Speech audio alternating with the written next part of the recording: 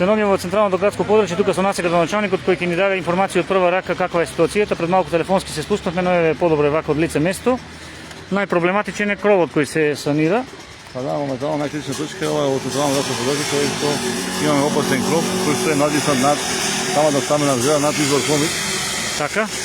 Делот од останалото случај веќе падната на земја, за сега нема повредени.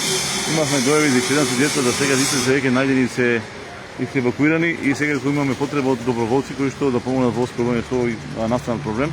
Најкритично е во село Стара Саник, во централното градско подрачје и сега кога имаме веќе на 3 места дојави за изнемоштени лица и инвалидни лица кои што за жал имаат наводнување во нивните домови, така да секој кој сака да се вклучи во оваа акција може да се обрати во територијалната противпожарна единица и во центарот за управување со кризи, каде што ќе добијат понатака конкретни насоки. До патните правци имаше војна за дрвја на патот, дали таму? Па да, по тоа што имаме информација, имаме потешкоти во одвијање на сообраќајот меѓу селото Стамери и селото град, тоест на регионалниот пат.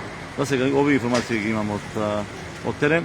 Веќе е известено и ръководителот на подружје за Македонски шуми тука во Долчо, кој што ќе вклучи 6 луѓе со моторни пили за да може да помогнат во стрување на истот. Така да седиме на терен, значи ако е некаде потребно ќе го оставиме овој телефонски број 075 478 654, словно нека не бараат граѓаните доколку има некој проблеми и некоја потреба за помош. Да резимираме апелот, значи да се одбегне централното градско подрачје. Да, апел за сега да се одбегне централното градско подрачје и на селото Стара Саника како најпогодени населби. За среќа веќе комплетно е повлечена водата од булевар Македонија, каде што имаше зголемување на водотекот низ и сега тоа е ние во прилог за да можеме непречено да ги отидеме сите активности од терен. Рековме најведнаш нема повредени.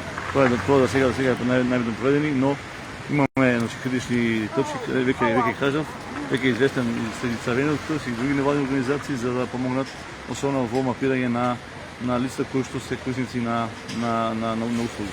Благодараме, веќе зедем уште малку во централното градско подрачје, тука се работи на проблематичниот кров кој порано еднаш имаше паѓано при слично невреме.